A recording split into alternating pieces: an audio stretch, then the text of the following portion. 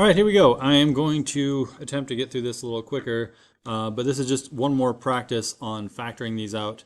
A degree 3 polynomial into 3 parentheses. So without further ado, again, the top left is always your first term. The bottom right is always your last term. So I'm going to put negative 160 in that corner. How do I get negative 160? Well, I'm taking this row of 4 times this column, which is unknown. I know that to get to negative 160 from 4, I have to take negative 40. From negative 40, I'm actually going to backtrack just because that wasn't done for us. I wanted to get that out of the way.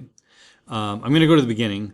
The top left is our first term, x cubed. How do I get x cubed? Well, I'm taking x in this row times something. That something must be x squared. That guarantees this x cubed. From there, I have x squared in this column, 4 in this row. So I'm going to say that's 4x squared. Next, this middle column is pretty much completely unknown. One thing I do know is it's going to be some kind of an x term. So I need to go from 4x squared to 7x squared. So what I need is 3x squared. Those two diagonal boxes will always be the same kind of term. They'll both be x squared, or they'll both be x's. 4x squared, I need to get to 7x squared. That means this box has to be 3x squared. So how did I get there? Well, I took x in this row times 3x in this column. 3x times x gives me 3x squared. Lastly, 3x in this column times 4 in this row, that gives me 12x. This top right box is also already hopefully set. Negative 40 times x is negative 40x. So I have x cubed plus 4x squared plus 3x squared plus 12x minus 40x, and then minus 160. We'll squeeze that in. So we have x cubed.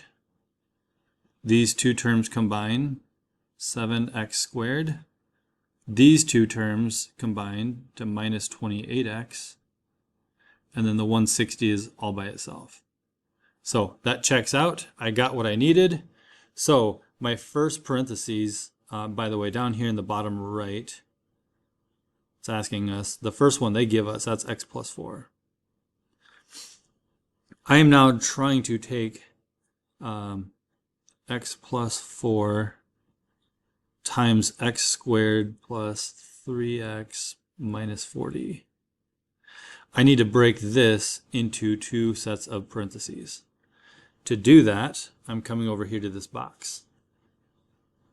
So to take this quadratic, x squared 3x minus 40, I can factor it into 2 parentheses by using box method, kind of backwards.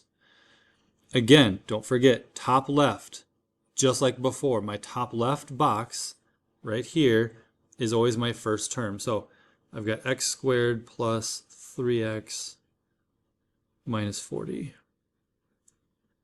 You will notice the top left box here is the first term. And again, the bottom right box is always the last term. So we can fill those in by knowing the full equation. How did I get x squared? Well, I must have taken x times x. This column and this row, those two numbers in those row and column combination, those are numbers that have to combine to negative 40. So I know one of them is a negative number, one of them is a positive number. Well, my multiples are 1 and 40, 2 and 20, 4 and 10, and 8 and 5. Sorry, I could have done that the other way, 5 and 8. All right, well, clearly, if I multiply 1 and 40 together, I get well, one of them could be negative.